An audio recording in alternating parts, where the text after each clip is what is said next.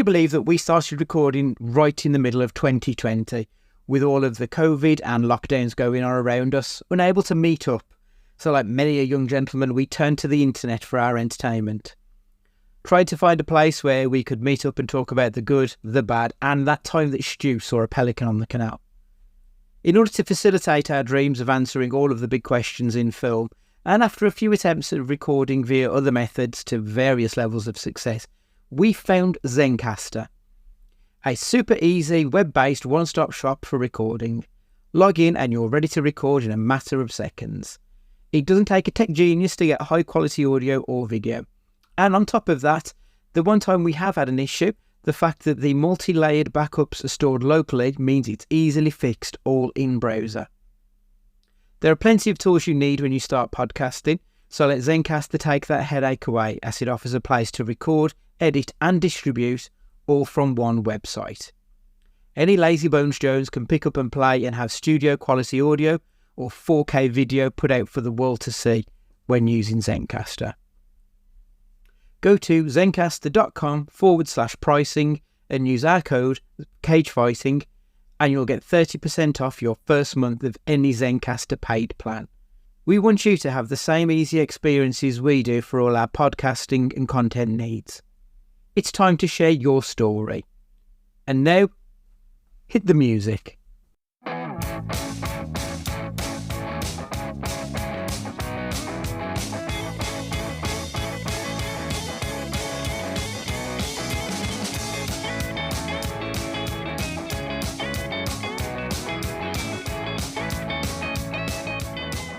Hello and welcome to Cage Fighting. It's your main man Andy Gillard here. Hope everybody's keeping well in the world right now.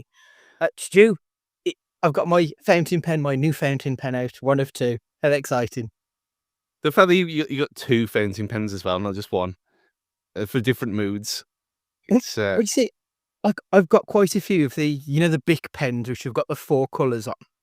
And I've got one fountain pen with black ink, one with blue. So I needed a green and a red to sort of keep that flow going. So that's why I've now got 4 fountain pens with different coloured ink.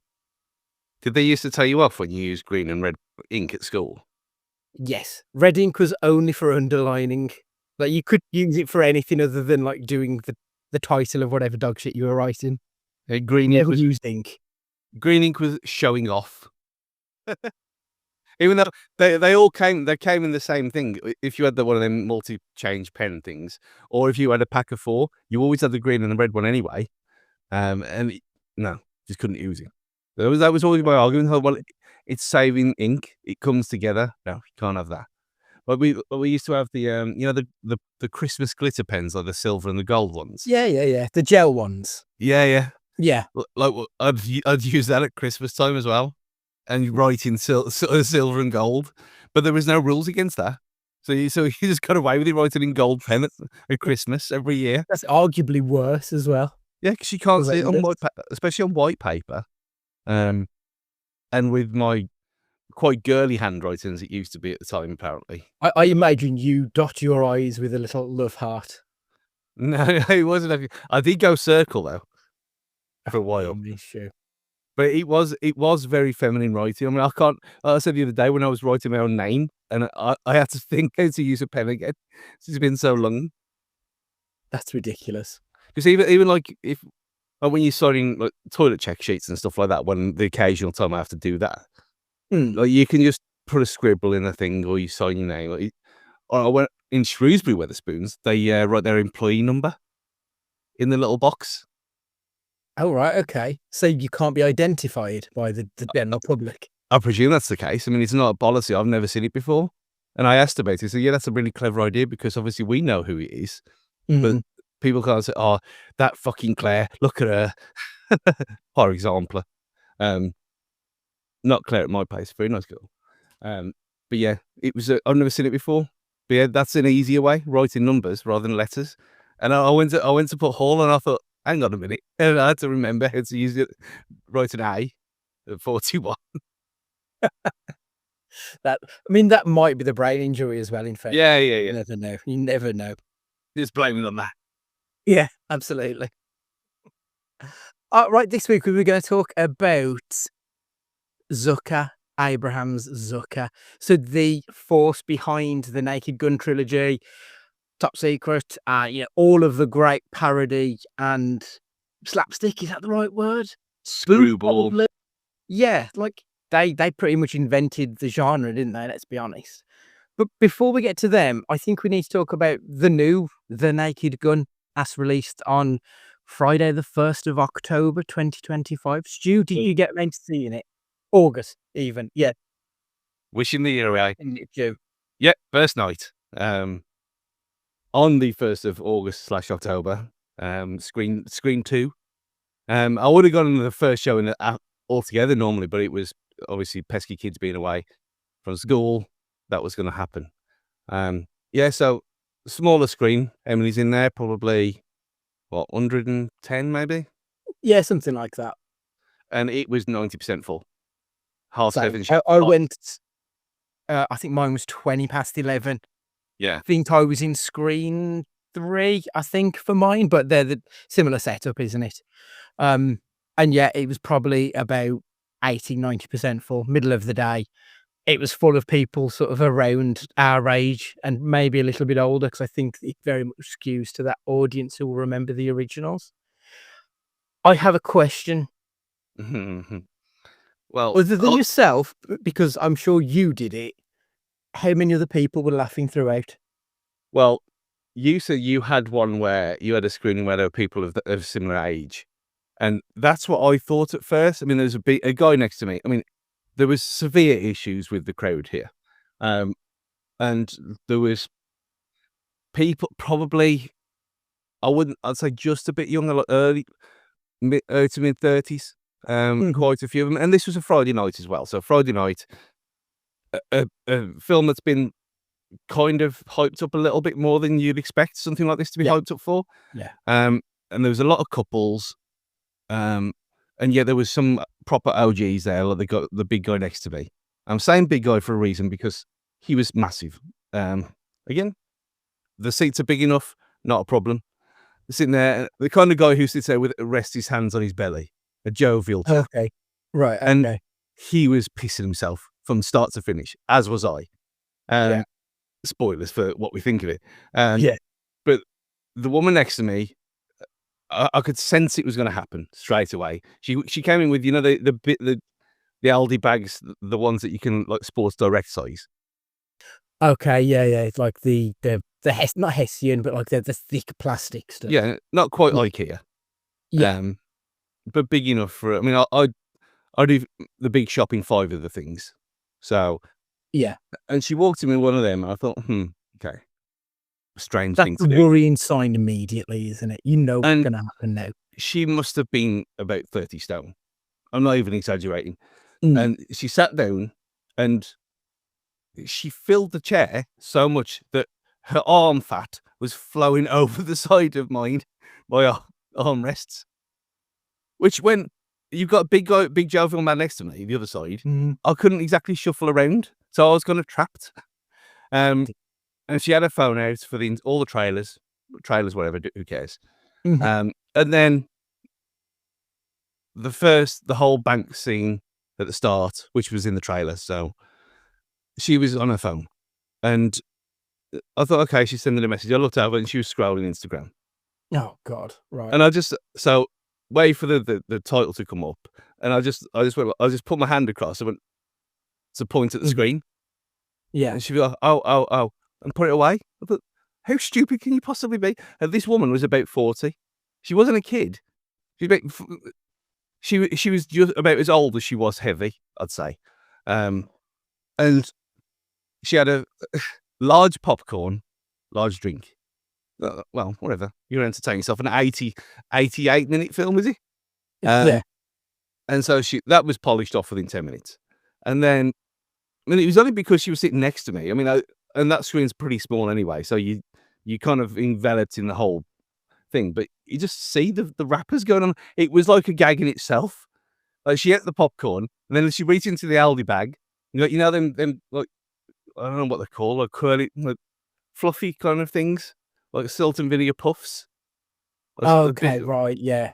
Two bags of them to herself. And And I can we should have them to share between us normally, or I'll have them over 2 days or whatever if I'm watching a film instead of popcorn. But she had large popcorn, 2 of them, as well as a 2-liter bottle of Pepsi Max, because not full Pepsi. Oh no. And then she went on the sweets, and then and then she pulled out something which it was some kind of taco like thing. It just smelled like dip, and she didn't smile once. All she did was eat throughout the entire film. And there was probably there's a guy at the very front who was. I mean, I was on row D, so you can kind of get the thing. So there's a guy at the front, similar kind of age, again, just rolling. And there was a few in the back left corner who a lot of the things, like when he gets when he has the cigar, and it's a cigar, and he went, yes, it is. And it seemed like the 4 of us were the only ones in the entire thing laughing at it. Yeah. And I thought, Yeah. this has either been it's completely brainwashed people into not knowing what they're going to see. But how can you not know? It's not like it's an obscure film from the 80s, which it is. It's a big name fucking film. It's been, this and its ilk have been around for a long time. It's not a new thing. Everyone knows how stupid these things are. Everyone knows exactly what they're like. And if you're going to sit there in silence and let it just wash over you, you're not going to have a good time. Because if you think about it logically, it's not funny. It doesn't make any sense. No, it doesn't. Yeah, because it's this world, it's hilarious.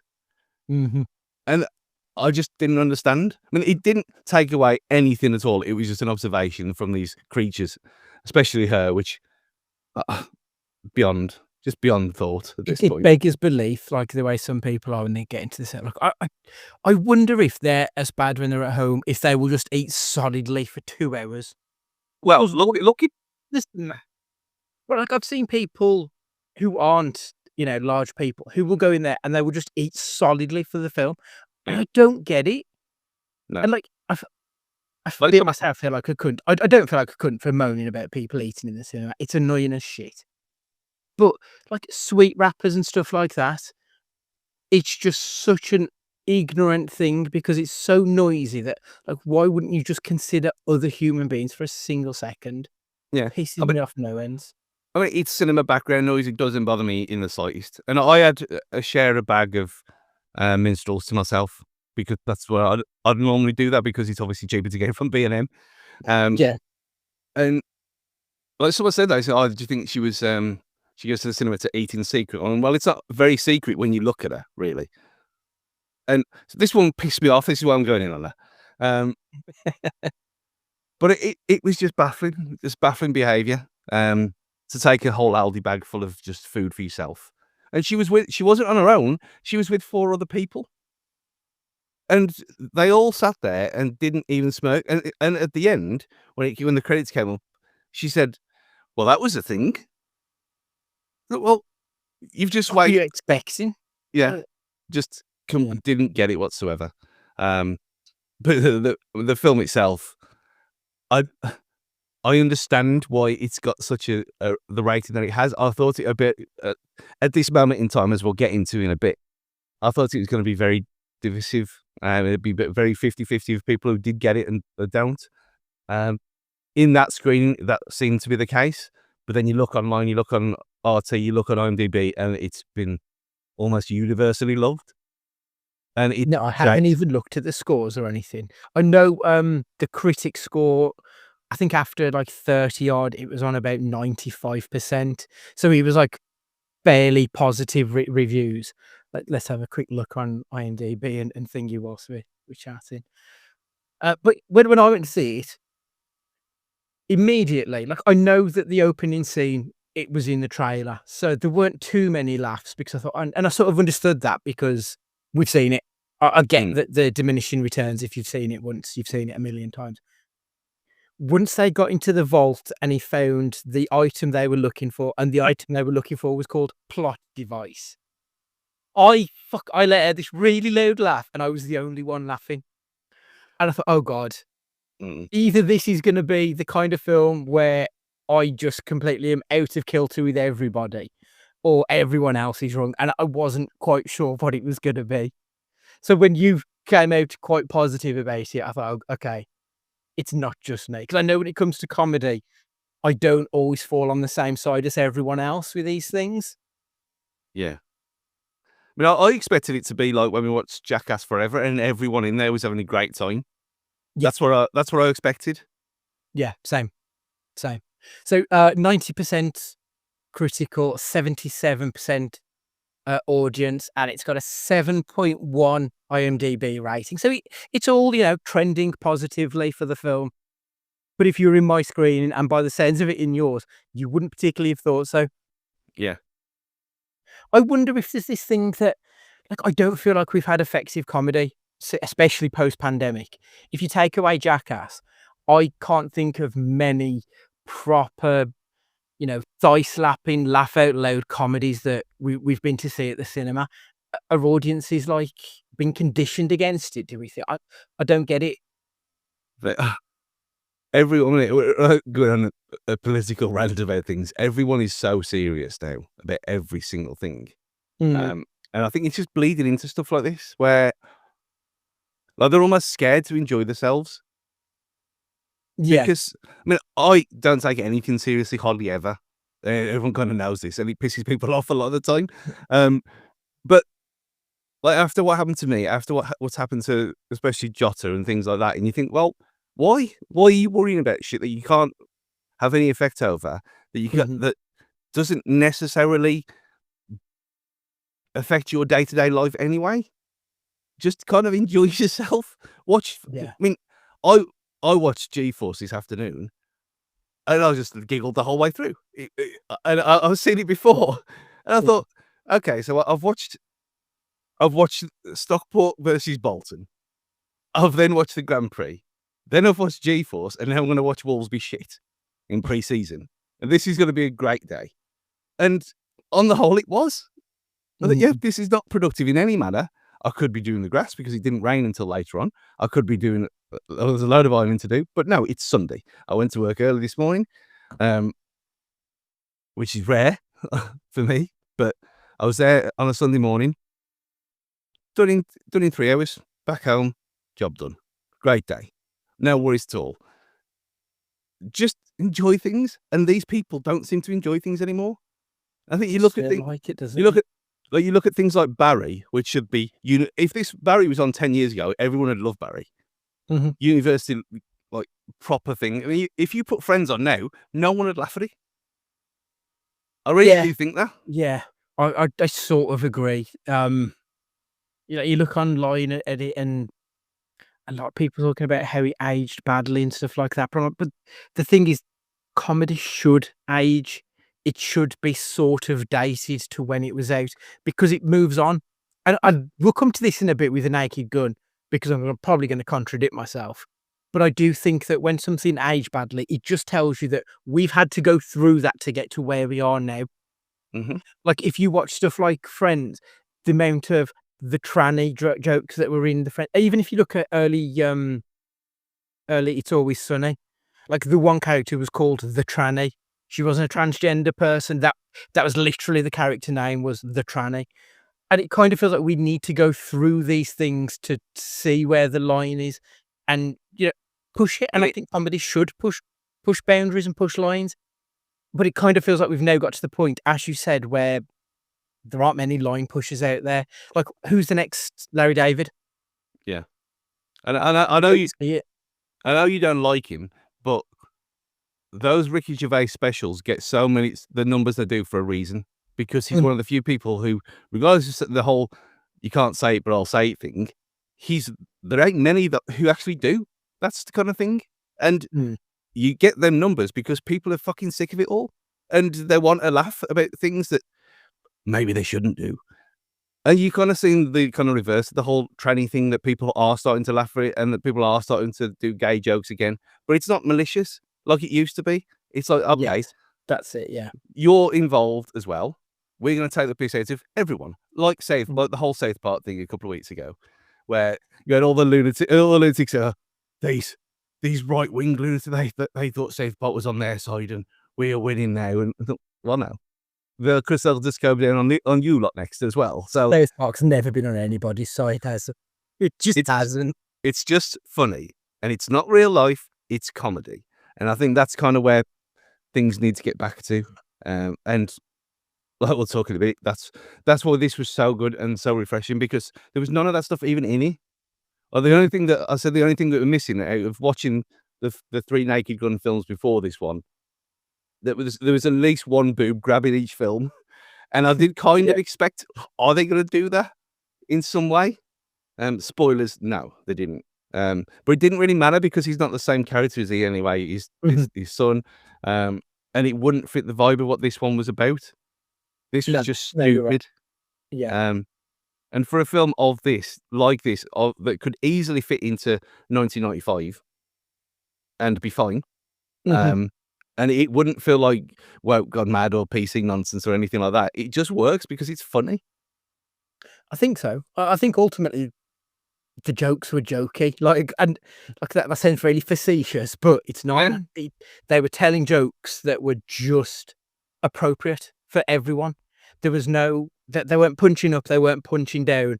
It was a joke about plot devices and stuff that you recognize when you know the language of cinema, or you know the language of this type of film. Because really, it's a send up of the police films of the back in the day, and how we've sort of moved towards the more Mission Impossible type of movies now. It was a piss take of the genre, and I think that's why this worked so well, because it sees what's really successful about a genre such as that, and just pokes fun at it. And I think that's where it worked perfectly. Yeah. And even the electric car stuff. I mean, I hadn't seen that bit where the thing in the one trailer where it pulls it out the wall. So, and the fact that the steering wheel's an A as well. Yeah, all of it. I just thought it was just wonderful fun. I smiled throughout. I laughed throughout. I kind of like Pam Anderson having a 2025 renaissance. Yeah, did not expect it. Like, we had this and The Last Showgirl earlier this year. Really just a nice surprise that she's making this comeback, and not just a comeback in like a David Hasselhoff sense. Like, when you ever see the Hoff in anything, it's always very much a case of it's camp, it's kitsch, it's queer. Like, that's very much how they're pushing it, and it isn't with her. It's a case of she was actually pretty good, and we probably gave her a raw deal back in the day because she was quote unquote just a sex symbol. And now we're seeing it as a comedy and drama and all these things. You're like, okay, that's cool, and I'm really happy to see it. I thought she was fantastic in this. I mean, the bit where she sends herself up as well on stage, when she was doing the scat singing, yeah, fucking howled at that. Ridiculous. And you get the whole thing about she looks, because she hasn't had anything done to her face, and everyone's she looked wonderful in this. Like, she did. She looked lovely. Yeah. She's just because she makes a point of not wearing makeup for interviews anymore. But it's a film, and she looked exactly like someone who was in Baywatch would look 30 years later without anything done to them. I thought she could look great.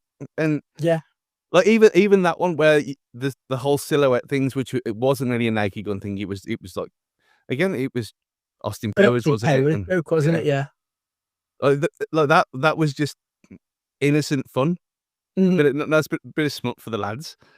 But it was good, and it worked. And then the dog chuckled throughout it all. It was tremendous. Paul Walter Hauser, he's someone I've got a lot of time for. Generally, he's a big wrestling fan, so like he's one of my lot. So I'm kind of in with him. I feel like I thought he was great as well. Again, just anytime he was on screen playing, oh god, his father's character in it, Ed's. I can't remember his name. But obviously he was sort of, I'd say he wasn't really a straight man, because everyone is sort of the straight man in these Zucker films. And I think that's where the comedy comes from, is they're saying these lines completely straight. But he was the boss of it all, wasn't he? I think is the thing with it. So it was kind of nice seeing him play that role, but doing it in his own way. Like, he didn't feel like he was just rehashing it. Whereas I think Liam Neeson was rehashing Leslie Nielsen's Frank Drebin. I do feel like that was just like and not saying that's a dig, because I think that's what it needed to be. I think that's how it works, was having a bit of freshness with this established character, albeit his son in this case. And it was slightly different as well. He wasn't like a one-for-one copy. He was doing it very much in his own way. Yeah. But it was, it sounds stupid saying it, but you could definitely tell that he was his son. Yeah.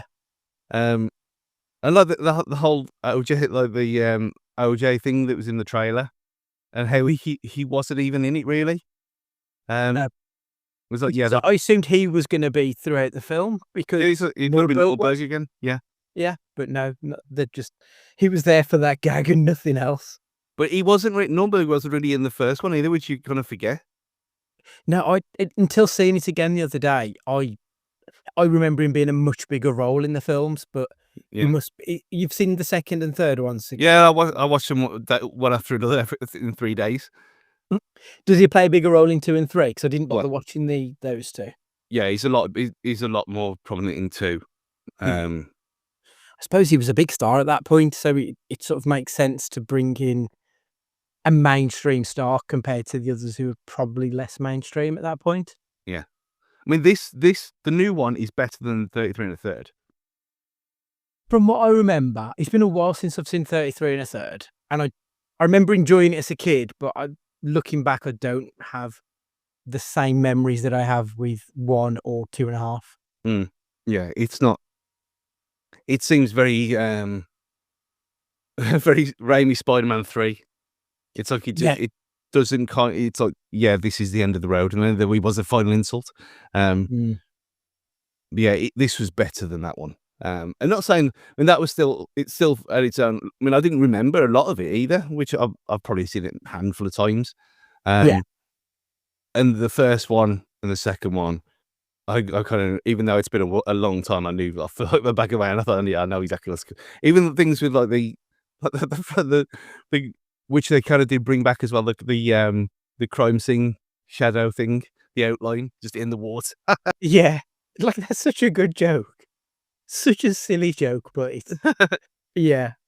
I really enjoyed watching the first one again the other day.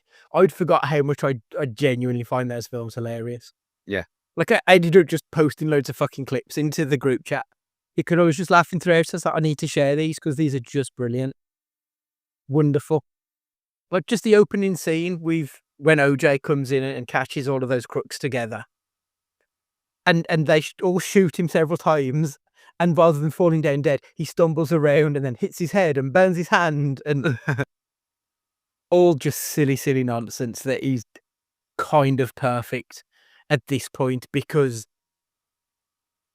we'll get to it, but I feel like the whole spoof parody genre thing kind of ate itself shortly afterwards. But when it was good, it was great. And I kind of like the fact that this feels more like the good stuff. Yeah, and it was like slightly different as well, because it wasn't, well, especially the first one, the original one was very much every 3-5 seconds, like, yeah, stupid gag, set thing, gag. This actually had more of a plot, and there was more downtime in it, so it did make the silliness kind of more emphasized, and I think it probably worked better that way, especially now, because you're kind of bringing people back into this kind of world of madness. And like, so I think things like Step Brothers and stuff like that, that's probably the closest that we've got to things like this, which is a bit divisive in itself, but it was different enough. It wasn't like a Force Awakens thing where it's just scene for scene. It's like a tribute act. It was its own thing in its own right. I think that's what's kind of been lost as well with all the publicity. It's like, yeah, okay, and the new version, yeah, it's another job, but it kind of wasn't. It was its own thing, and I do like it. By the way, I can't believe he's 72 years old. No, and he was involved in this as well. I think you could tell that he was having the time of his life. And even when you see him in interviews and stuff, like, it does feel like this might be his favorite thing. He's at least giving that impression that this might be his favorite thing he's ever done. I kind of dig that, and that's really cool. And they need to knock them out quickly now. Just do another 2 in the next 5 years. Yeah, absolutely. I want more. I definitely want more. I'm a big fan of the Lonely Island Boys and Akiva Schaffer. I think he's done a good job with this. I liked Popstar Never Stopping. So like, just give me more of his work as well. I'm all for more of parody spoof nonsense, even if it's not Naked Gun. If they reboot Hot Shots, yeah, fuck it, I'm in. I want it. I want it all. I mean, we kind of had. I mean, he just kind of links into it, doesn't he? Like not another superhero movie. Was that a thing? That was Zucker. That was who did superhero movie. And that was ironically enough. I didn't like that at all. No, and it seems like it came too soon. It feels like now is the perfect time to do something like that. Now that the MCU's kind of flatlined to some extent, you know, DC coming back and whatever, but it seems like when that's the whole Zucker stuff that it did, like you said, eat itself. It did go drop off a cliff compared to what it was in the glory days.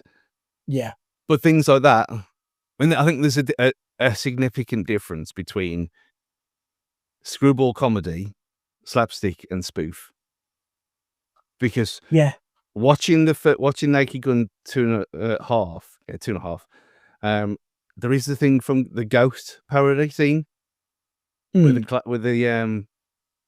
clay and the mold in the pot and everything, and you think so you're on the pottery wheel.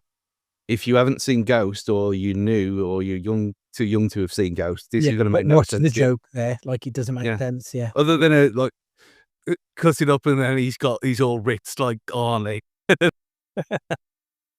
I think that's where Zucker is better than the rest, because like the Wayans, they don't go that extra step to layer that joke in. Yeah, they would do the pottery scene and they make a cock. That would be the joke and nothing else. Whereas Zucker, I think he knows how to layer jokes into it. It's a hat on a hat, but it's perfect. I think it's 33 1/3 where they do a whole Jurassic Park thing as well. I think obviously everyone's seen Jurassic Park, but again, this is the whole thing of you're referencing something you need to know what this is referencing to get it. So it was kind of seeping into that anyway. So that I think that's probably why the third one doesn't work as well, because it's starting to change into something else. Yeah. So look, I've got a few points written down that I thought we could just to like guide us in discussion about Zaz, as they were known. Why do their films feel fresh even when the hairstyles scream 1980s? Do they feel fresh? What do you think? Because like I think you can watch Airplay, and I think you can watch the first Naked Gun film today, still laugh at the same jokes, still get them. They still have the same reference points that you can understand. Whereas as you're talking about with 2.5 and 33 1/3, maybe they don't age that particularly well. I think it's when they've got the right, when they've got the crosshairs of the joke on the right target, it's perfect. But when it's wide, it's very wide. Yeah, exactly. I think it works because it is now so rare that we don't have them anymore. And there was a time where we had a lot of this shit stuff, like Not Another Teen Movie and things like that. I liked the first few Scary Movie films. I hadn't seen them for a long time, and I'm guessing that they have aged terribly. But the thing with the whole aging debate is like, well, then they're made for the audience now, not an audience in 10 years time. So does it really matter? But in this case, obviously the audience who I was with, they had no fucking clue what was going on. So clearly it makes no difference to them if they get this kind of comedy or not. I think there's certain things, like there's reasons why Fawlty Towers is still put on. There's reasons why Only Fools and Horses is still on. And you can put the Royal Family in that as well. And Come Fly With Me as well. I'm putting Come Fly With Me because that was outrageous anyway. But it's still as you watch it now, it's still as relevant to the piss taking of what it was aiming for as it was 15 years ago. It's just when you need some kind of context, it doesn't work. And I think that's why the ones that don't have any context needed and are just funny, they work perfectly. Yeah, because I think that like Airplane was 1980, so we're 45 years later, and that is still regularly held up as like one of the greatest comedies of all time. Like how many times have we quoted it amongst ourselves? Yeah. All these years later, like it holds up because it's not a joke about, have you seen this latest film? It's a joke about a nun slapping somebody because it's absurd. But you don't need any context other than that's fucking ridiculous. It makes no sense. And I think that's where it works so perfectly well. That Yeah. the early stuff of Abraham Zucker, that's where it works perfectly. And they kind of lose their way, especially as we get into the 90s with them. So stuff like the 33 1/3 and then superhero movie and stuff, they kind of lose their way somewhat, I think. Yeah. And you got things like the autopilot being an inflatable man with his valve in his crotch. Like, it's perfect. That's it. Like, that's a joke that absolutely everybody in every walk of life can understand. You don't need a thesis behind everything to understand it, and that's why it works. Yeah, which is why when you look at the the shadow of him being looking like he's being sucked off when she's cleaning the oven, it's timeless. It's timeless. It's timeless fun. Yeah. It's not hurting anyone. It's just there. No, completely. I think someone explained this. I can't remember who said it. Someone last week when I was talking about Naked Gun. I said, yeah, I always used to think of it as like a live action Looney Tunes cartoon, and that's exactly what it is. Perfect. Yeah, that's exactly what it is. You bang on. Like you can watch Roadrunner now. It's still funny. Yeah. Do you think that the rapid fire nature of the gags is what keeps these alive? Because I think very much when you watch something like your Bugs Bunny and those kind of film animated shows from back then, it was joke after joke after joke, maybe a beat of seriousness where Bugs gets cornered by Elmer Fudd, and then it's joke after joke. Yeah. Do you think that's why this still works? Because it's relentless when you watch these films. Watching Naked Gun the other day, and if it wasn't the joke in the front, when they were being serious, like OJ's being pushed down the stairs at Fenway Park. You know, there's jokes in the background when seriousness is going on in the foreground and vice versa. So there's always something to be invested in. Is that why it works, do you think? Yeah, I think so.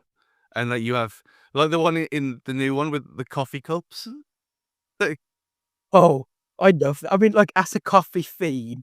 That's exactly what I was thinking. Yeah. Oh, that's fucking me, that is. He's just drinking coffee after.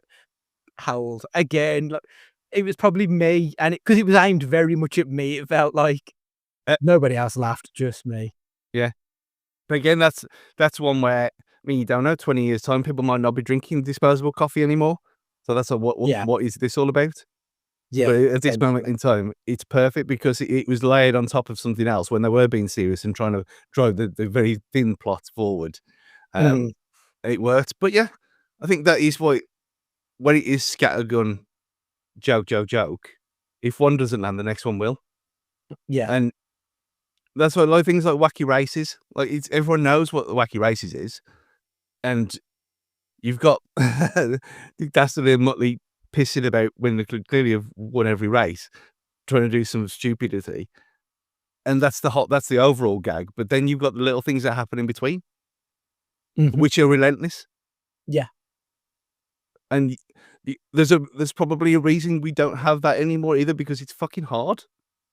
It's hard work. And it's exhausting. It must be exhausting for them to make it because it can be tiring for us to keep up with it. Yeah. So yeah, you're right. How do you think? I mean, there's a reason it's 88. The new and they're all big. When we should have. I can't believe we didn't even mention them when we did their under 90-minute stuff, because they all kind of are. Yeah, they are. Yeah. Yeah. But there's a reason for that, because if it's longer than that, it doesn't work. It probably gets a bit tiresome. it's the perfect sweet spot. It's exactly as long as they need to be, Yeah. and you're in and out. Like if it in a- was 2 hours long, like, could you imagine the sag in the middle of this if it was 2 hours long? It would have been a killer. And the only sag we got in this was the no, it's not even. It's not in the trailer, so let's not ruin it. But the song that I sent you. I mean, there's so many things that weren't in the trailer that I really want to fucking spoil because I laughed so much at the cameo towards the end of the film without spoiling it, where that one guy just randomly appears as Frank Drebin whilst Liam Neeson went for a piss. That joke was brilliant. And again, I was the only one laughing, but yeah, I was in tears at that Yeah. stage. Because when it cuts back to, and Yeah. the lines are just there, just being read, like there's nothing happened, and there was a few people just like, and I we just Yeah. giggling to each other, and then when he comes back, he's like, oh yeah, I'll see you Tuesday or something like that. Yeah. Outstanding. Just brilliant. Comparing this though to or comparing the older ones at least to these spoof films that we've been getting in replacement of it. So your stuff like your scary movies, stuff that's more topical and reference heavy. Why do you think they haven't held up in comparison? Is it because it is very much of the moment? Like a joke about Scream doesn't land the same now as it would have done 20 odd years ago, does it? It was weird anyway because Scream is a kind of semi-parody as I mean, it is. that's why Scary Movie never worked for me because they were parodying a parody. Like it's Inception shit and not in a good way. But yeah, no one talks about it because people who've talked about it have already talked about it 20 years ago. Like, you don't get people like, oh yeah, I randomly watched Scary Movie 2 the other night. I think, why? Yeah. Why? That's spot on. Like you just don't, dear. Yeah. And the whole thing, if it's on, I'll watch it because that has literally never happened to me in the last 30 years. Since I've had video and DVD and Blu-ray and streaming, I've never just sat there watching telly. Oh, I'll watch this because it's on. No, because if I'm watching telly, I'm watching something I want to watch or playing something I want to play. There's always something else, isn't there? So yeah, why would you? Yeah, so things like that, they're just not worth the time, the effort. Unless you're doing it for you're listening to that to listen to a podcast about that subject, like you do with that how was it made thing. But I had to watch Expendables 4 for that the other day, Stu. Jesus. Horrific. Yeah. I kind of enjoy the first one in a this is so bad it's good way. By the time they got to the fourth, they clearly run out of ideas. The fourth. Bad. Well, the third one was better than the second. Was it? I've only seen the first and the fourth one. Yeah, but yeah, it was terrible. I mean, Machete's better than all of them. Oh, Machete's fucking tremendous. Yeah, that's a great film. That's the only thing that Danny Trejo was the only thing that was missing from this. I do feel like he'd have been a perfect sort of walk on, or at least just a gag in the background. It does feel like he's another one who I think knows how to send himself up. Like he's very much in on the joke on everything that he does. Also in Bosch as well. Is he really? But I think he's owning a taco shop or something. Oh, Trejo's Tacos. That's not a comedy, it's just there. Brilliant. Absolutely brilliant. But yeah, like scary movies, none of them, like the only one that I didn't absolutely hate was the one which David Zucker wrote. I mean, it was still shit, but I felt like he put some jokes in there that weren't jokes about other films. They were jokes because they were jokes. I mean, in fairness, he stole a joke from Basketball in one of them. You're excited, you should feel my nipples. He stole that. But in fairness, he did direct Basketball, so he's kind of stealing from himself in some respects. So I don't mind that so much.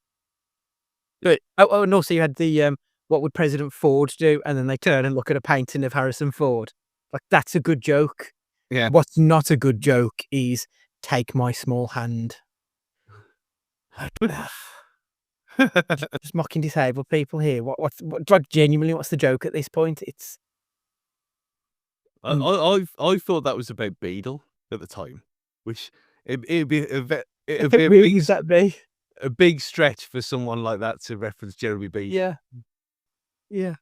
Someone who was famous like 3,000 miles away 20 years earlier. That would have been obscure as fuck. I never even knew. I never even knew. Beadle's tiny hand. I never noticed it. I used to watch Beadle's about every week. I love that show. And You've Been Framed, obviously, he was only narrating that, but I love Jeremy Beadle. But I never knew until I was probably mid-teens, maybe, that he had a small hand.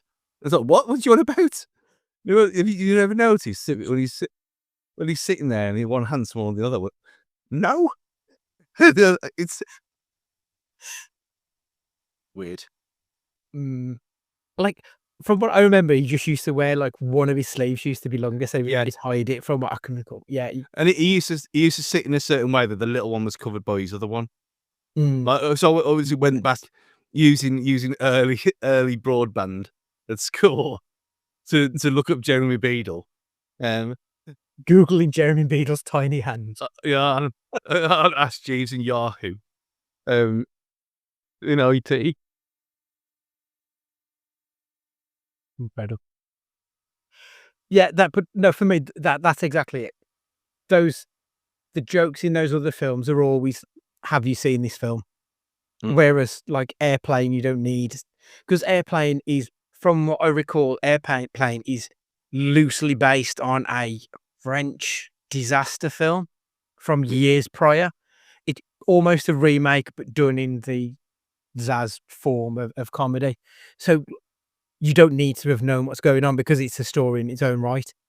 Whereas everything in the Scary Movie films are like, if you haven't seen Signs, most of those jokes fall flat in the later ones. They just don't work as such, do they? Yeah. Yeah. And they have got their place, these parody films. And there was a lot of, like South Park. South Park will not age very well at all because it is so topical, and that's the whole point. Yeah. But when they do the old arcs of different things that they did in a couple of seasons, it's never as funny. So these things have got a place in the world, but it's almost like comparing two things that they just get mashed together. Where screwball comedy is not parody, it's not spoof. Spoof and parody together are, but that stuff is separate, and it always gets. I think they're born of the slapstick. Like, you don't get to Scary Movie without going through Airplane and Naked Gun. But like, they're a bastard child of it. They're not proper, if you know what I mean. Like, it doesn't quite work out for me with those ones. Like, I watched Hot Shots Part 2 before that, with the whole chicken thing. I had no idea what that even mean. What that was parodying at the time. Yeah. It was just funny. Well, that's still a joke, isn't it? Yeah. Yeah, that's not a joke you need to have seen Rambo for. The joke about a man who's firing fucking eggs out of a chicken's arse. That's the child I was. That's hilarious. It's just dumb fun. Yeah. So that's what I mean. When it works on both levels, like we said about the ghost scene in Naked Gun 2, that's where the gold is. Because if you've got two hits there. If you do recognise what it's taking the piss out of, and the fact that it's funny its own right, you're going to be roll winner in it. Yeah, not roll in a bad way. Yeah, you're right. Yeah. Do you think if it was released today, do you think Airplane would still be a hit? Because I do kind of feel like audiences have moved on. Like we briefly touched on it earlier, that I feel like audiences are trained not to find shit funny anymore. Comedy's always got to have a message. Like, it can't just be comedy for the sake of comedy. And that's sort of how it feels. And that's very much how I felt on Friday when I was the only one laughing. Would Airplane still work, do you think? I think it'd be a great film. I don't know if it would grow the same cult following. I think, looking at this now, it's going to be interesting to see how much money this actually makes, because having such two very bad reactions to a film that's almost universally loved for what it is already in the last 3 days, from people who review these things anyway. Maybe that is what the problem was. That it was a Friday. It was the casuals in there. They've gone because it was the hot new shit, and they wanted to be on top of these things. Talk about around the water cabinets and stuff on the Monday. I think it probably would, because it scratches that itch of stupidity, and I think more than anything else, the early success of the Naked Gun 2025 has proved that that's still there.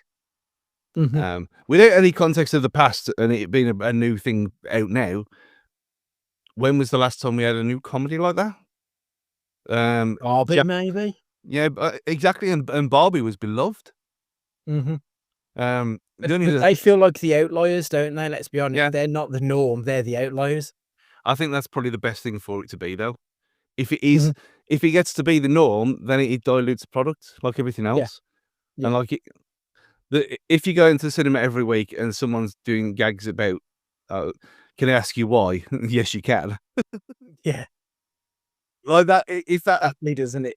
Yeah, exactly. It gets old quickly. So if you are being limited to one of these every few years or whatever, and it doesn't get saturated like the scary movie stuff, and not another scary movie, which is a spoof of Scary Movie, which was even more worse. When it really got bad, I think it actually would. I mean, you look at when Jackass came out. Here we are talking again a long 20, 30 years ago.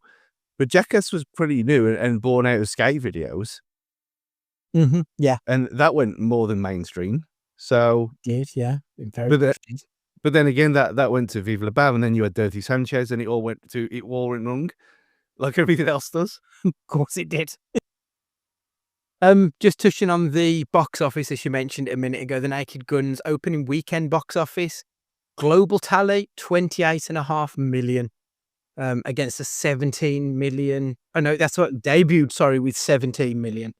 So like that's not a bad opening weekend when you've got a Jurassic Park film still out and doing good numbers, a Superman film that's still doing good numbers.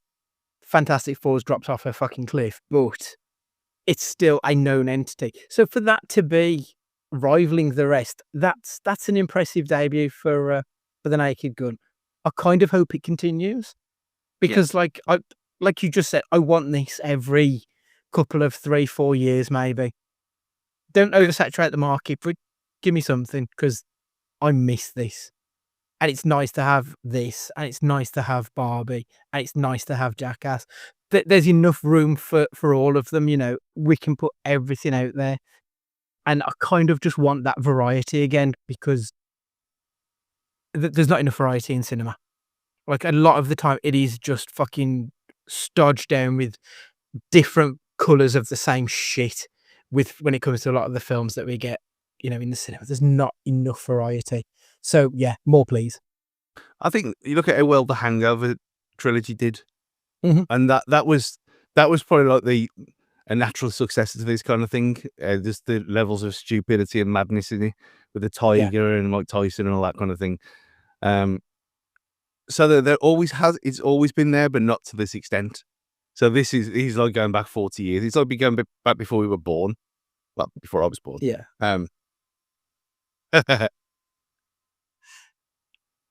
But it's great. It's absolutely great. If you've got any funny bone left, go and watch this film. It deserves it. Yeah. We spoke about it several times, but it just feels like the post-pandemic world is so different in the cinema screens out there. So it's nice to have this memory of what it was like before. And it did feel like it. It was a busy screen. Not enough people were laughing for my likes, but it was nice to just have that memory that it's still out there. Interestingly, though, so on the reboot, David Zucker said, the guy at my dry cleaners is a big fan, but that doesn't mean he can do a Naked Gun. Is fandom of Zucker's work enough to carry a legacy? Like Seth MacFarlane, the Family Guy, who like Family Guy is another one that's probably tried to carry the can a little bit of the Naked Gun world, doing gags and cutaways. And like, I'm not a massive I'm not a massive fan of Family Guy, but I can see the inspiration now with the Naked Gun stuff. Is that enough to really go out there and make another film? Or should it really have been Zucker doing more, do you think, in this? Uh, I mean, if he depends if he wanted to do it or not. I think that's the thing. He did. So Zucker wrote a script for Naked Gun 4 called Naked Impossible, and it was ultimately rejected. The reason being, from what I can tell, so the Naked Impossible was going to be a spoof of Mission Impossible and Jason Bourne's films, because obviously they're the ones that, you know, studios are making now. They're not making not crime thrillers or, you know, procedurals as such. That's not what the CinemaScape's doing. It's moved on to espionage, and that was the plan. And apparently one of the studio producers for Paramount, he read it and he spent the entire weekend laughing at it. But then someone came to him and said, Seth MacFarlane wants to make a Naked Gun film. So they just threw it out the window for MacFarlane. Because MacFarlane's got the name that David Zucker hasn't, unless you're people of our age. Yeah. It depends how much. Again, it could have. If he was laughing at it, then it was obviously not that bad. But it sounds like it was just going down the route of it's a spoof. It's a parody rather than its own film or its own right. Which, again, like we said about 33 1/3 was not as good as the other two. I don't think that it might have worked. It might have been funny, but this having its own thing worked a lot better. And sometimes, again, like George Lucas, it had to be taken off him. Star Wars had to be taken away from him. That's because yeah, you might have invented it, but it's not yours forever. It's this is the whole fandom thing. Like sometimes people can do it better than you after a certain period of time. Like it takes like there's reasons why proofreaders exist, because you can't mark your own work. And yeah, I agree with you actually. Yeah. One good thing I do like though, Stu, we are going to get to see a reworking of Naked Impossible. He's making a film called Counter Intelligence. Intelligence is going to be spelled with a J rather than a G. Like he's going ahead. I kind of like that we're still going to get to see his vision of this. And I will be there and I will give that a go. But I also do feel like we are now 20, 30, 40 years past like his other work. Why not give it to new eyes who can probably bring a new look at these, these jokes and they can respect the old whilst giving us the new. Yeah. And I kind of like that, even without being a massive Seth MacFarlane fan. I don't hate the fact that somebody who loves this work is carrying the can for it now. Yeah, and I think this would this have worked without it being Naked Gun? I don't know, because you've already got the association. You know what you're getting with it.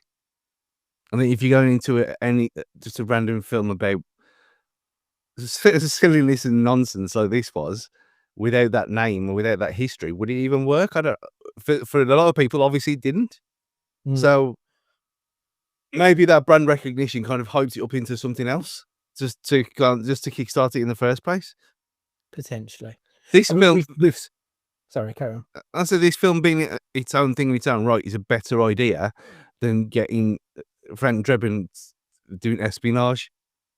It's a lot better idea, because when we're going to call the bank like Ethan Dead or something. That's the thing, isn't it? Because you've got to have that recognition to what you're doing, and if you just call it Naked Impossible, you're not really tying it into the Naked Gun or Mission Impossible. Naked Impossible just sounds like a terrible porn name for a Mission Impossible film.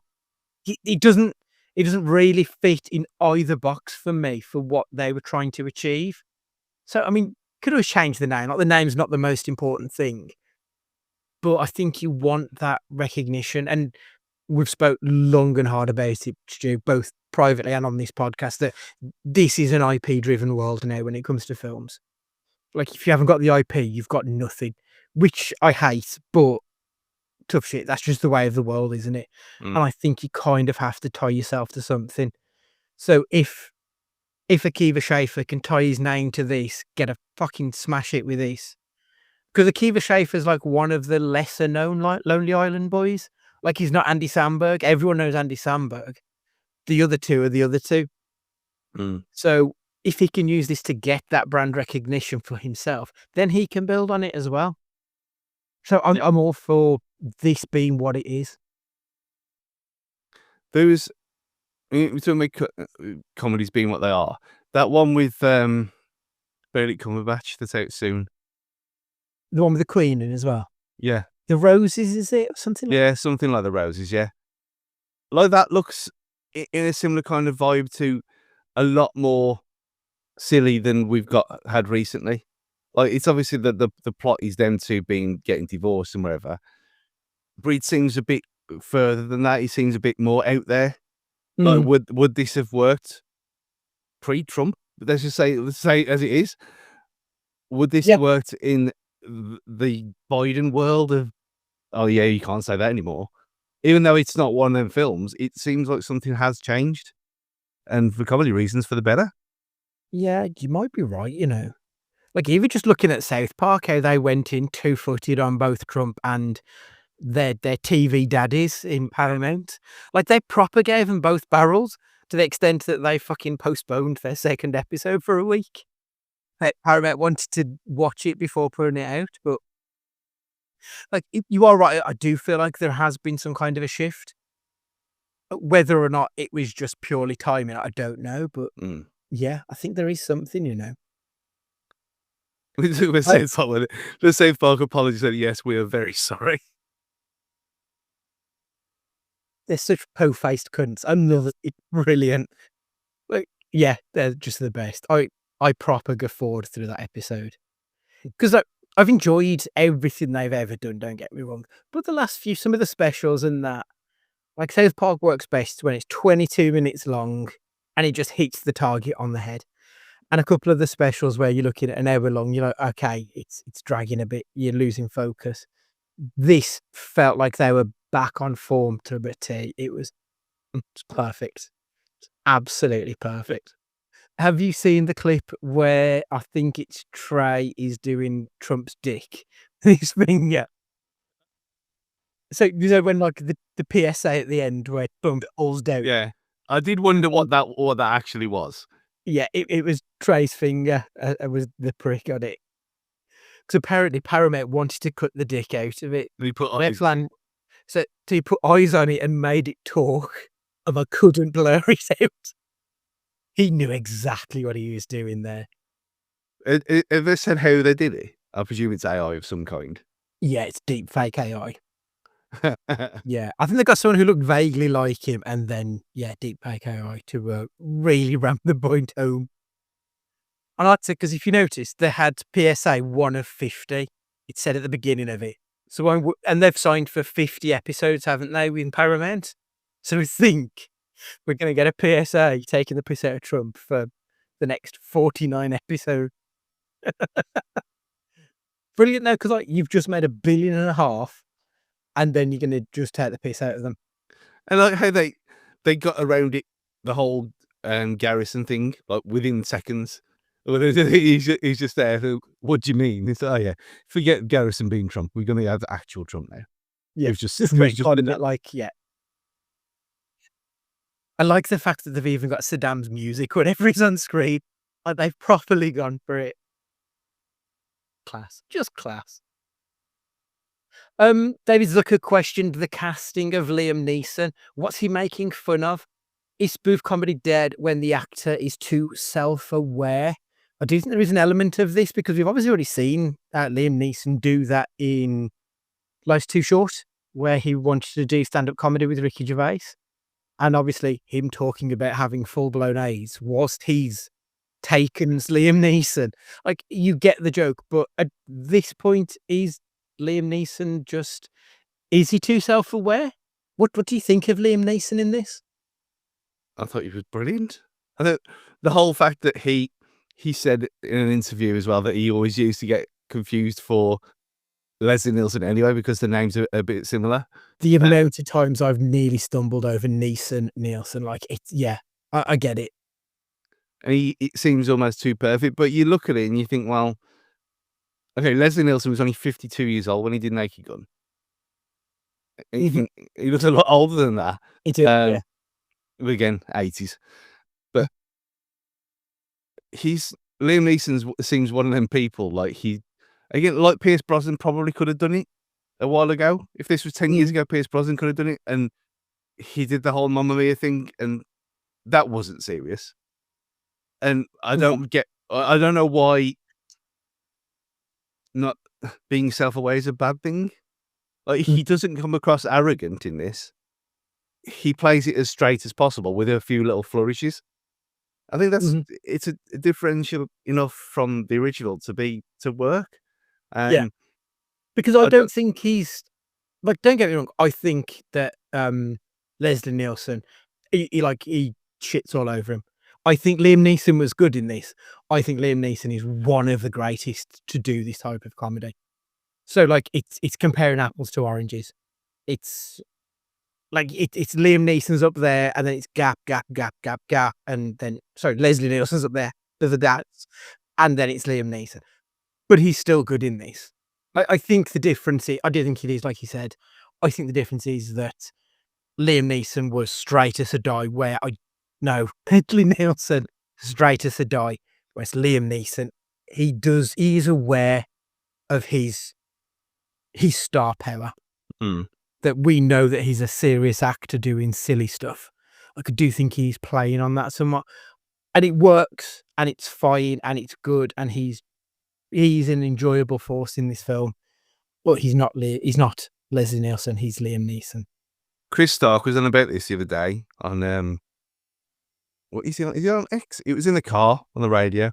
So I don't know what channel she had on, but it might be Capital actually. I don't know. I can't remember. The point is, anyway, he said when he met Leslie Nielsen as a young man, and he said that one of his things, he said, "Well, why did you do comedy?" He said, "I didn't do comedy. I just acted as it was written, as I always have done. People just found it more funny that time than the rest." And I thought, well, and you look at it, yeah, that's all. He's just reading, Spot on. Yeah, and that's why it works so well. Whereas this he never mugs for the camera, does he? He reads the line as though it's the most important thing in the world, and that's why it's hilarious. Yeah, because he's saying, "Don't call me Shirley." Like, yeah, that's why it's brilliant. David Zucker said he won't be watching the reboot. What do you think of that? Like, is it artistic pride because he never got to make his fourth, or do you think it's just sour grapes? Part of me appreciates that it must be very difficult to be David Zucker, having built an empire, built this genre of comedy, and then having it taken away from you. I sort of appreciate that. But at the same time, this is the child of his child almost. Yeah. And I guess it's kind of in the way that he wanted to do it and then it was taken off him. Maybe it's like, yeah, do I want to go to my ex-wife's wedding kind of thing? I get that. So it's understandable from his point of view that he wouldn't want to see. I think he kind of, but yeah, would he be too close to it to think, well, they're just ripping me off here and this is not really funny? I don't know. I'm glad he answered the question though. He could have been diplomatic and say, "Oh, I might get round to it. I'm a busy man." Or Fair Fox is just coming out and saying, "No, I'm not going to watch it." Respect that more than the kind of the more politicians' answer, so to speak. But yeah, it would have been very easy, wouldn't it? I'll watch it if I get time. Like, he's just no, I'm not. I'll never watch it, and you'll never make me. Yeah. Am I going to watch a single second of that Birmingham documentary on Amazon? No, I absolutely not. It might be, and I watch everything. I even watched that shitty Newcastle one a couple of years ago. That was just a PR episode for Saudi Arabia. But I'm not watching this. No way. Am I bitter and jealous? Yes, I am. Of course. But I'm admitting it, and I hate Birmingham, and I'm not. I'm guessing it exactly like Ashes with Welcome to Wrexham. I get it now. I understand his anger. Oh yeah, it's a pure hate watch when you got that on, I think. Especially because he knows like some of the players. Because obviously growing up in that area, so I think he double hates it. He just hates even more. No Cody's there. And he was never Cody's biggest fan either, so that'll be No, exactly. like, oh, I'm expecting nothing but fucking abuse when he texts me when he's watching it. Wonderful.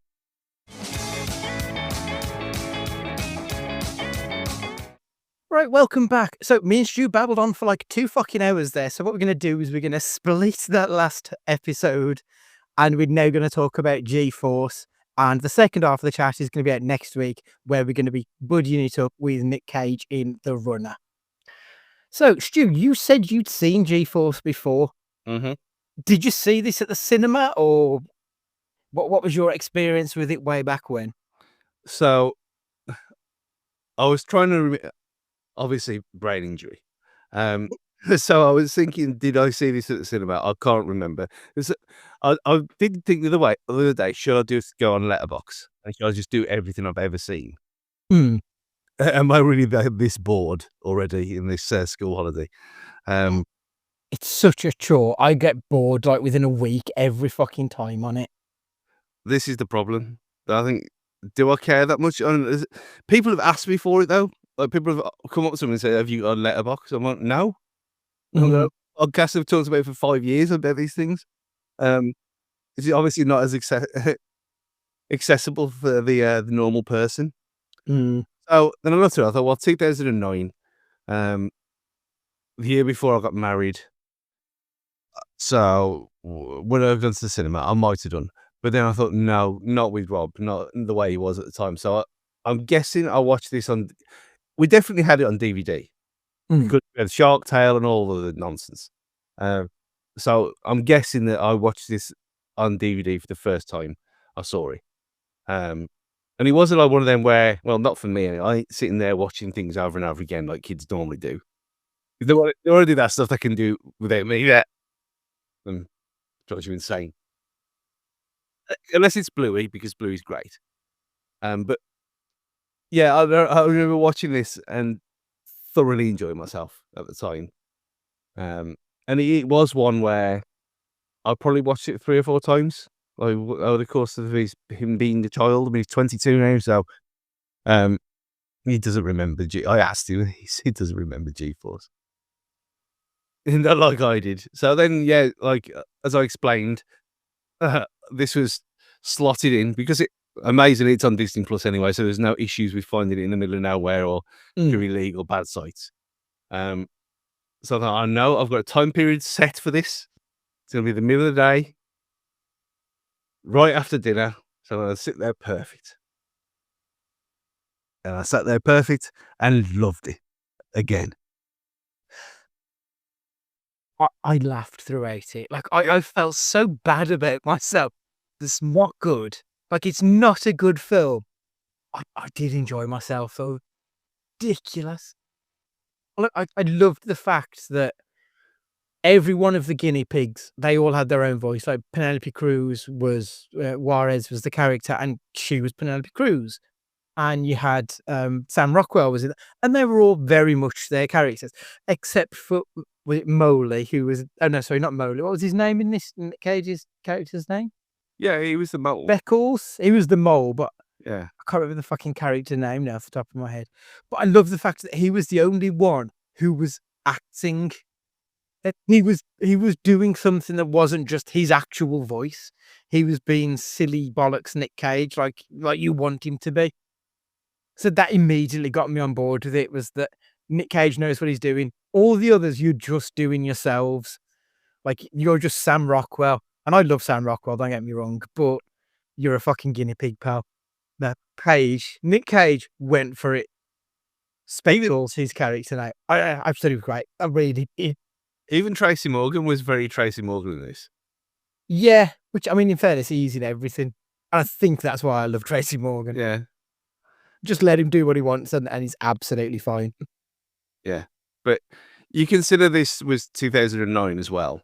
How good does it look? It really does. Because this, I can't imagine it would have had the big. I know it's Disney, but I can't imagine they would have had a massive budget to make it. And it looks better than some blockbusters we see today. Yeah. Yeah, really quite impressive what they managed to do. That's what I mean. You look at some of the bad Marvel shit over the last few years, and then you look at G-Force, guinea pig FBI spy film from 2009, and it looks better than some Transformers films. It looks better. The actual guinea pigs themselves, comparing it to, you don't want to talk about the silly dog films and stuff like that, and things where they just manipulate real creatures, and we've seen it with things like the Lion King remake and things like that, where it never looks right. This looks fucking right. They're guinea pigs. Mm. They're I guinea just pigs. googled it. It had $150 million budget. Had a fucking big budget. Like, I'm really quite surprised, but And it shows. he looked it. It I mean, didn't make 300 though, which has kind of surprised me. 292 million it got back. it's a kids film. It's a kids film about guinea pigs. And what You find that kids' films make money. Like, the biggest or the second biggest film of the year is Lilo and Stitch. it came out with something else around it though, that this was a problem. Okay. I'm sure it did, because it was, no one saw it at the time. No one talked about it, and that's why I was thinking, did I see it at the cinema? I don't think I did, because no one else has got any memory of this. Oh shit. Its opening weekend, the film earned $31.7 million, ranking number 1. And then, and it replaced Harry Potter and the Half-Blood Prince. Yeah. The film declined 45% in the second week, falling behind Funny People and Harry Potter. So Harry Potter, it was its competition. It's no surprise then that it didn't really pull up any trees. Yeah. It's one of them things. It's just wrong place, wrong time, where this should be an absolute classic and beloved, but it was never seen by anyone. No. And it's on Disney Plus, and if you put G in, it doesn't pop up. I put G space, didn't pop up. Then I thought, oh, is it a dash? No, you just put G Force, all one word. It's an awkward name. Obviously, it's what they call themselves, but it's an awkward name. It's hard to find, even though it's on Disney Plus, and it's just a bit unfortunate, really, because it's one of the most enjoyable things we've watched. Yeah. I think as soon as I saw that this was a Bruckheimer film production, and it's a film about fucking guinea pigs, but Jerry Bruckheimer, I was a little bit like, I think I might like this, even though it's going to be terrible. I think Bruckheimer has got such a great hit rate. Don't know, there's some films of his that I just don't fuck with, like the Pirates of the Caribbean stuff. They do nothing for me, but he has more hits than misses. Like, obviously, you have the 90s run of The Rock, Con Air, Armageddon, Enemy of the State, Gone in 60 Seconds, Remember the Titans. Like, he just puts out blockbusters after blockbuster. So as soon as I saw him, I felt like, oh, I'm going to be in good hands here. And I think it worked because it had that Bruckheimer action style, obviously on like kind of a potted budget because it was guinea pigs, as I said. But they work really well with it. Like, you could see his fingerprints on it, and I appreciated that. Yeah, like even when all the appliances go all wrong, and then when they all go then they turn into mega microwave, that looks amazing. You think, yeah, this is a blockbuster effect here, with all the explosions and madness going off. You're right. Like, a lot of it is, you're in a cage in a pet shop, and you're just animals, animated animals. That's all you are. And yet, I mean, we had guinea pigs. We had 3 guinea pigs. Mine. Come back to what you think the name of my guinea pig was. Because we had hamsters as well. I never had a hamster, but my brother and sister had one. One was one of them silly Russian ones, the little one. Yeah. They call Sophie. And the other one, my sister's one, was called Digger. I never wanted a hamster, but when we said, "Oh yeah, should we get guinea pigs?" And my granddad converted an old sideboard, the old wooden sideboards that old people have. Yeah. Converted one of them with a sliding door. He converted that into a guinea pig hutch, and it was on the landing in our house, so we kept it inside. And my guinea pig was called Kevin Addy. Why? Who the fuck's Kevin Addy? So 2009. Is this going to be some boy band fucking 911 lead singer or something? No, he has a double-barreled guinea pig name. It was Kevin Addy after Kevin Muscat and Addy Akibati. Dear God. That is ridiculous. But then they died and their eyes fell out and the others ate them. So that was unfortunate. But there's something that happens apparently. But having guinea pigs and knowing how guinea pigs move, they were spot on. And you know when he picks the one up and he does that little squeak noise because obviously it can't. Yeah. Nailed it. Yeah. Nailed it. And how it was just explained straight away. Like you get to it and you think, we're talking about straight actors doing comedy roles. You get a comedy guy doing a straight role in Zach in this, and you think, brilliant, it works. Like, yeah, why wouldn't you be a scientist making things so you can talk to animals in a Doolittle way? With the little headsets and the little screens, and it's completely believable. It doesn't make any sense. No. It was thoroughly enjoyable.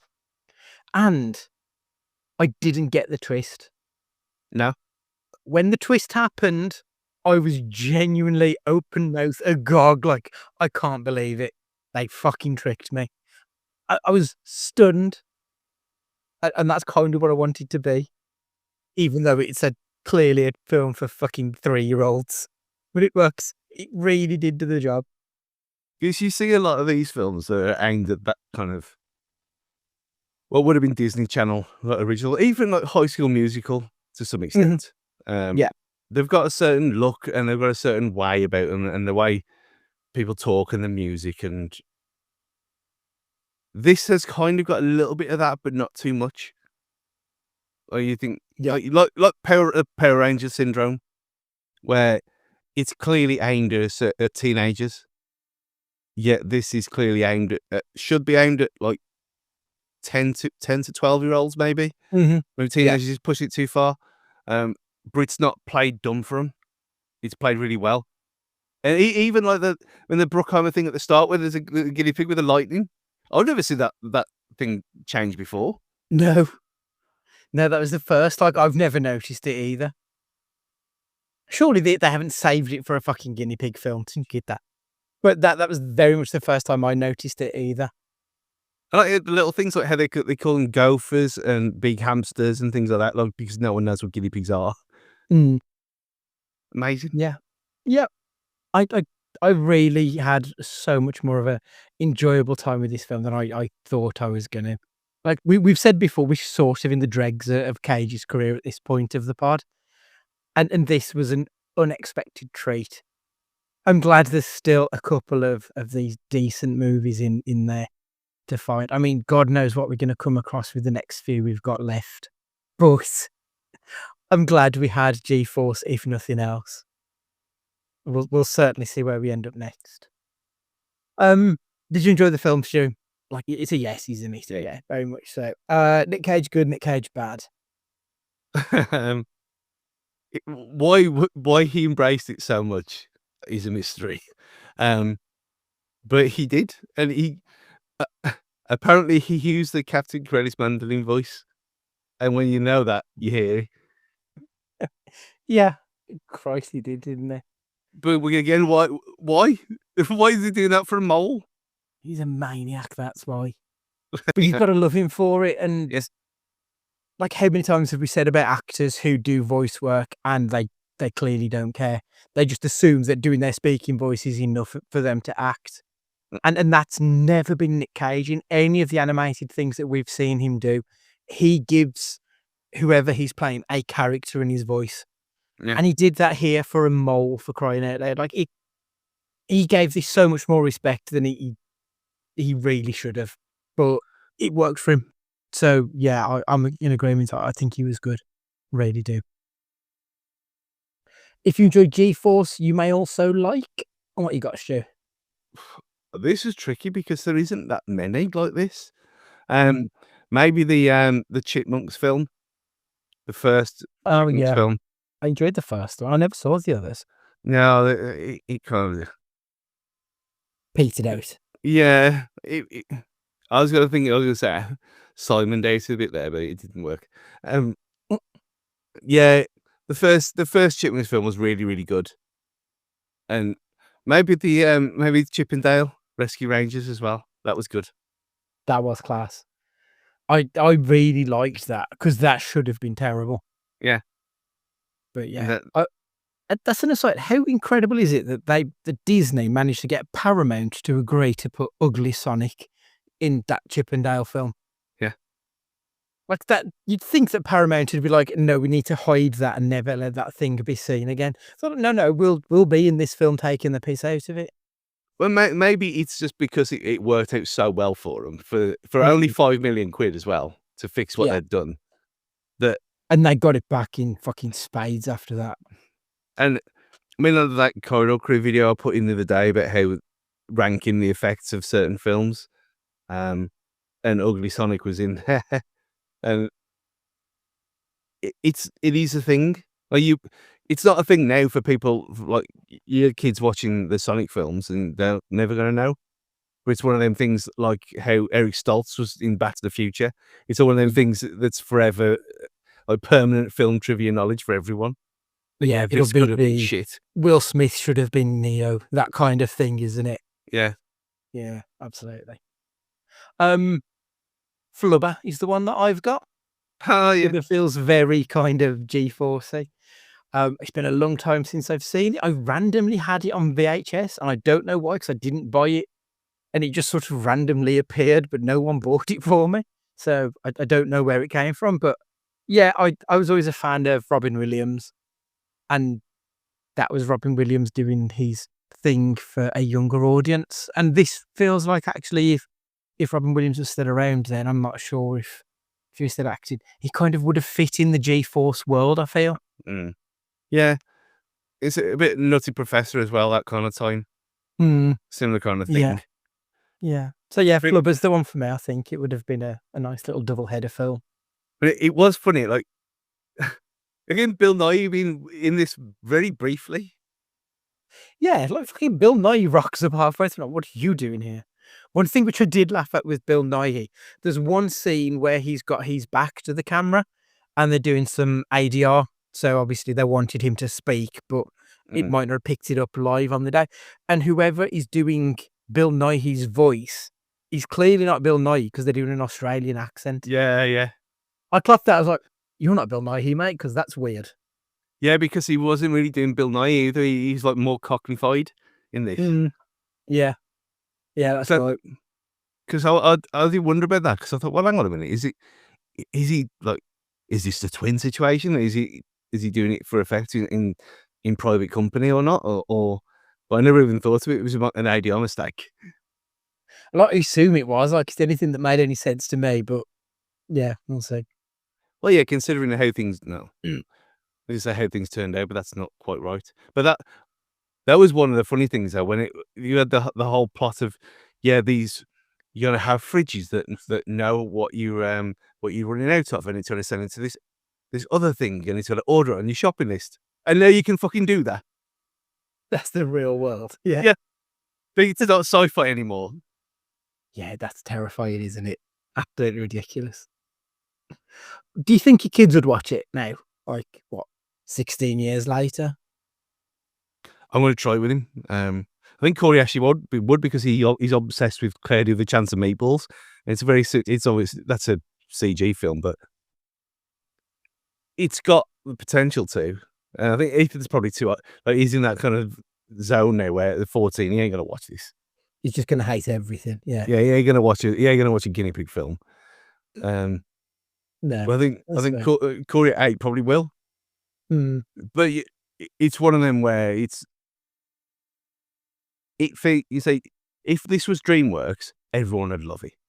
Mm-hmm. Oh yeah, definitely. I mean, because I think the Disney label on it, people are very 50-50 with Disney, aren't they? especially Disney live action, like for kids as well. Mm-hmm. Like Pirates of the Caribbean is an outlier there because it is what it is. And the Johnny Depp film, All ages, isn't it? Yeah. Whereas this isn't. This is pitched at a young audience. yeah. So I think that's the main difference. And you look at the Disney live action stuff for kids, and there's so much bloatware in there Mm-hmm. that Yeah. that you'd think that this would be exactly the same, Yeah. but it's not. I kind of thought that's exactly what it was going to be. I thought it was just going to be, they've got a gap in the summer schedule. What shit can we fill it with? And like, it probably would have been, but I did enjoy it. And whether or not that's because it's the Nick Cage of it all that I enjoyed more than anything. And like being a big fan of Tracy Morgan, maybe that helped. I don't know. Maybe on another day, maybe I wouldn't have enjoyed it because like I said, it's not a good film. But I did enjoy it in spite of how kind of shit it is. But Cage is not really in it that much either. Funnily He's enough. not, but he's the star of it, isn't he? Like, he is the best in it.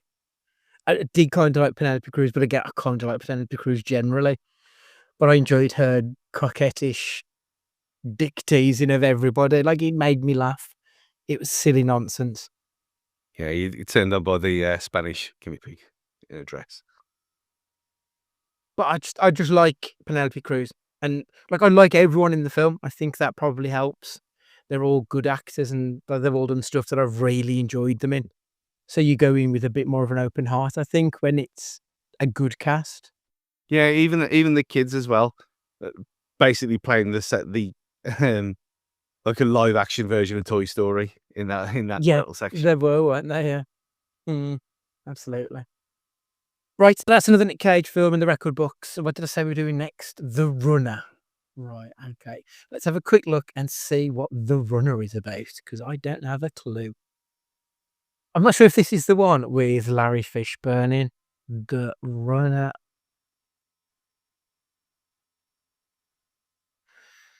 (2015). Nick Cage is looking kind of pudgy in this one. It's a American political drama film written and directed by Austin Stark. His feature film debut. I don't like that. Starring Nick Cage, Connie Nielsen, Peter Fonda, Sarah Paulson. Okay, that's okay. In the aftermath of the 2010 Deepwater Horizon oil spill in the Gulf of Mexico, an idealistic politician is forced to confront his dysfunctional life after his career is destroyed by a sex scandal.